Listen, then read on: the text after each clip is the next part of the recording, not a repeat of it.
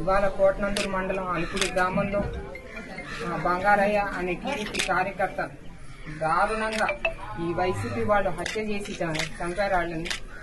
నిజంగా వాళ్ళ కుటుంబానికి నా ప్రగాఢ సానుభూతి.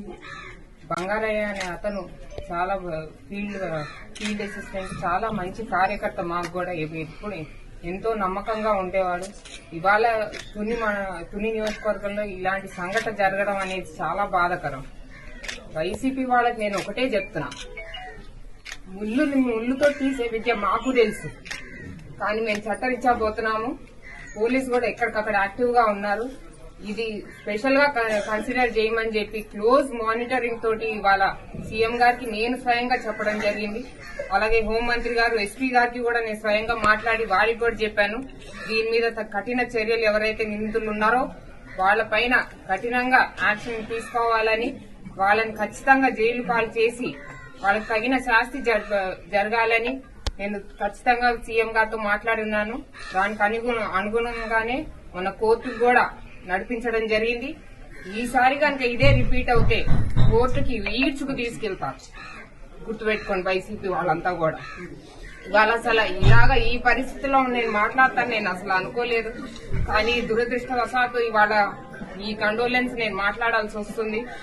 ఏమైనా మా కార్యకర్తలకు ఏమైనా ఎక్కడైనా ఏదన్నా ఇబ్బంది వస్తే నేను ముద్దుంటాను.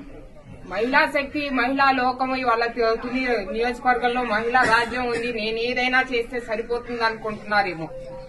మహిళలు మొన్న 24 సంవత్సరంలో మహిళా శక్తి చూసి వాళ్ళ మిమ్మల్ని ఇంట్లో కూర్చోబెట్టారు. రేపొద్దున్న జైలు పాలు చేస్తారు. మీరందరూ కూడా తస్మాత్ జాగ్రత్త.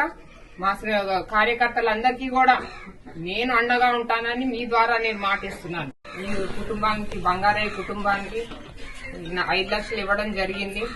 నా ఎమ్మెల్యే కాంట్రిబ్యూషన్ ద్వారా 1 లక్ష రూపాయలు. అలాగే మా తుని కార్యకర్తలందరూ కూడా, తుని రూరల్ కార్యకర్తలు ఒక 3 లక్షలు, అలాగే మన కోటనందూరు కార్యకర్తలందరూ కూడా 2 లక్షలు ఇచ్చి వాలంటరీగా వాళ్లే మేము మా కార్యకర్తకు అండగా ఉంటామని చెప్పి మేమిస్తామని చెప్పి ముందుకొచ్చి వాళ్ళు ఇవ్వడం జరిగింది. నిజంగా వాళ్ళందరికీ కూడా నా ప్రత్యేక ధన్యవాదాలు. వాళ్ళందరికీ కూడా ఇవాళ మేమందరం కూడా ఇవాళ బంగారయ్య తోటి నిల్చొని ఉన్నాము. అలాగే శ్రీరామూర్తికి కూడా మేము హాస్పిటల్ ఖర్చులకి మేమే భరించాము. మొత్తం అంతా కూడా ఆ కుటుంబానికి, బంగారయ్య కుటుంబానికి కూడా మేము ఎప్పుడూ అండగా ఉంటాము. శ్రీరామూర్తికి కూడా త్వరలో ఏదో ఒక ఉద్యోగం కల్పించి, అలాగే వారికి కుటుంబానికి కూడా 1 లక్ష రూపాయలు ఇవ్వడం జరిగింది. వాళ్ళిద్దరు కుటుంబాలు కూడా మేము ఎప్పుడు ఆదుకుంటాం. వాళ్ళందరినీ కూడా ఎటువంటి ఇబ్బంది ఉన్నా సరే వాళ్ళందరినీ కూడా ఆదుకుంటాము. వైసీపీ వాళ్ళు మటుకు తస్మాత్ జాగ్రత్త. మీ అందరు కూడా చరిత్ర సృష్టించినోడు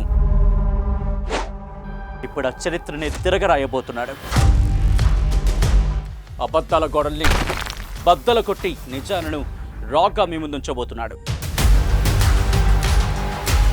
నిజమైన వార్తల కోసం వెంటనే డౌన్లోడ్ చేసుకోండి రా యాప్ని.